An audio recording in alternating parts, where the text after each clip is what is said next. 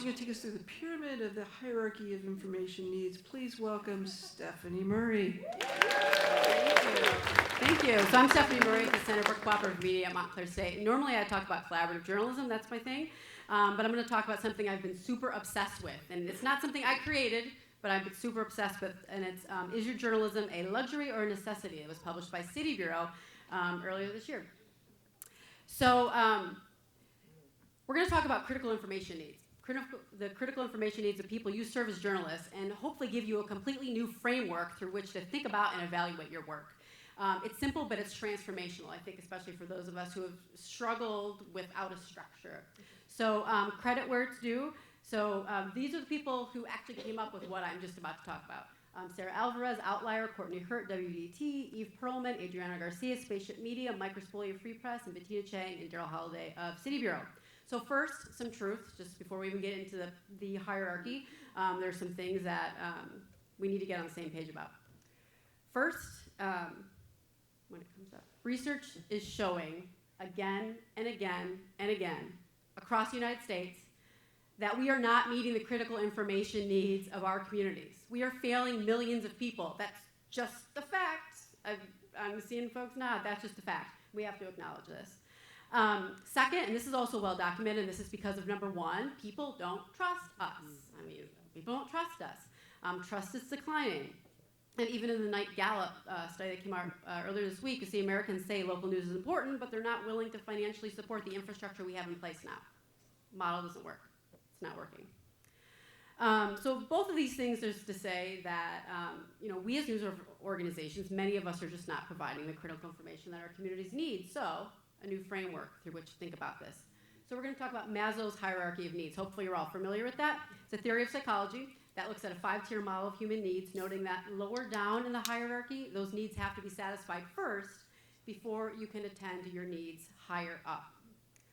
So what if journalists thought about communities' information needs in a similar framework? And what if we prioritized our work accordingly? That's a quote from the article that I hope you all will go and read after we talk. So we're going to talk about this hierarchy and break it down. So first, looking at basic needs. So this is information like housing, shelter, food, groceries, about the cleanliness or toxicity of the water you drink, about keeping the lights on, the gas on, about getting information about where you need to go.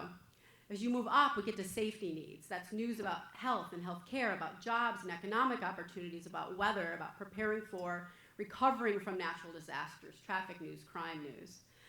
Moving up, social needs. So social needs are talking about information about education, families, kids, news about your neighborhood like retail changes, obituaries, events, profiles of people near you. These are the kind of things that help you navigate where you live and make you feel part of and connected to a community.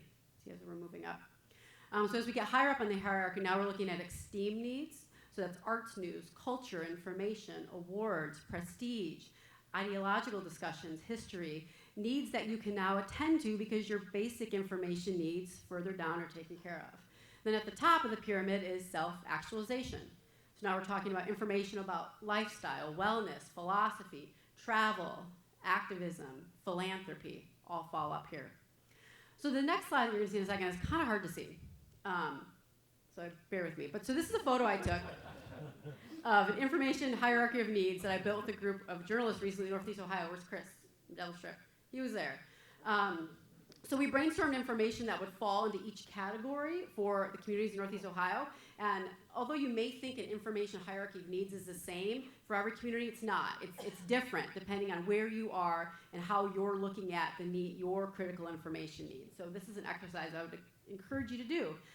So if you look at the top, where am I? Yes. So if you look at the top, now I lost my slide. So the top and the bottom. So a lot of journalism is focused at the top. Where we need to be focused is on the bottom. We need to really strongly challenge our assumption that we're already covering things in the bottom of the hierarchy because we're not. We are not. How could this structural approach, thinking about it with this framework, help what we're doing? First, it provides a commonly accepted framework, something that we can build from.